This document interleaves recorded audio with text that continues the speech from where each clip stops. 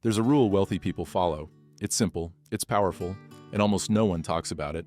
Not because it's a secret, but because it's uncomfortable. It requires saying no a lot, and most people are afraid to do that. But the wealthy aren't afraid, and that rule is one of the main reasons they stay wealthy.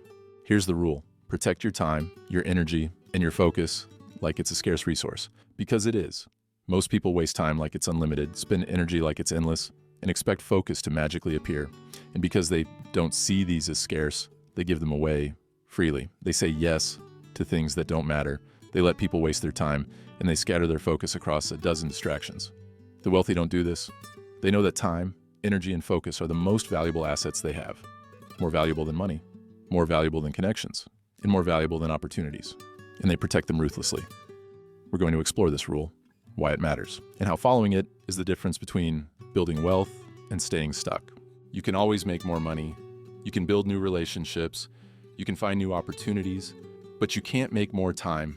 The wealthy understand this at a level most people don't. Every hour they give away is an hour they'll never get back. So they're extremely selective about where their time goes. Most people say yes to everything: meetings that don't matter, social obligations they don't care about, requests from people who aren't priorities, and at the end of the week, they wonder why they didn't make progress or get things done. The wealthy say no to almost everything, not because they're rude, but because they know that every yes to something unimportant is a no to something that actually matters. Think about your last week. How many hours did you spend on things that didn't move you forward? Meetings that could have been emails, conversations that went nowhere, activities that felt productive but weren't? The wealthy eliminate those hours. They guard their time like it's gold.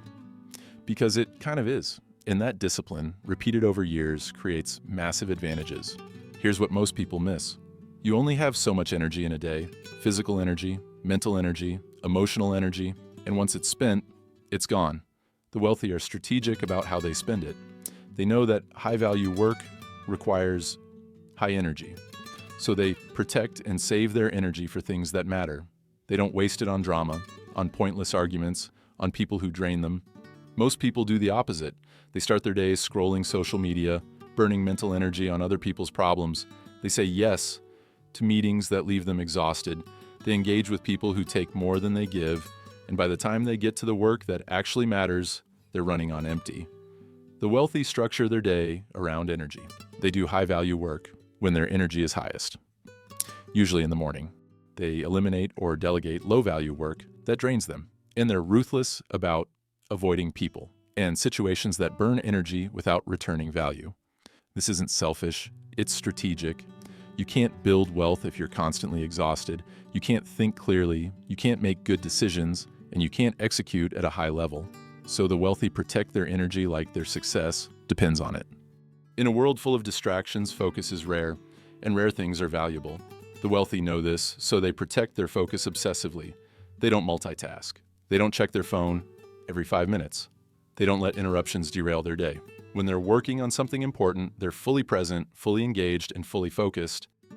Most people can't do this. They start a task and get distracted within minutes. A notification, a thought, a person walking by. And because their focus is scattered, their results are scattered.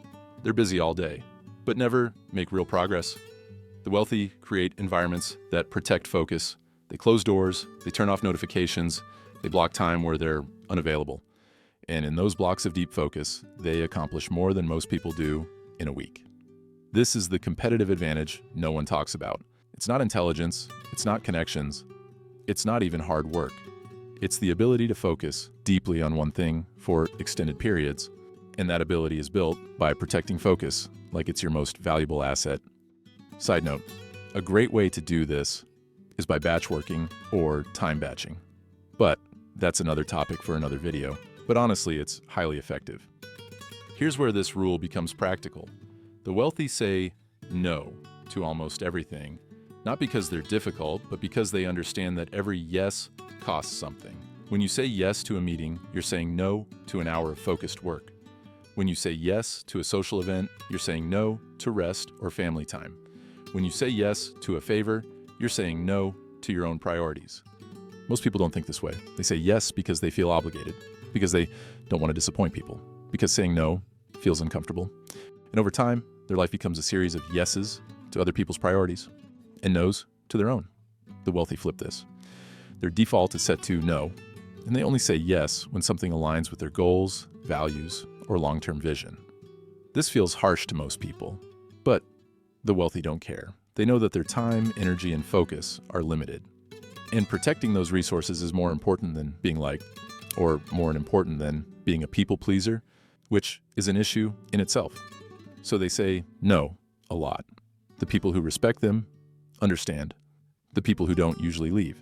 And that's okay, because the wealthy aren't trying to please everyone. They're trying to build something that lasts. And building requires boundaries. And the truth is, boundaries require saying no.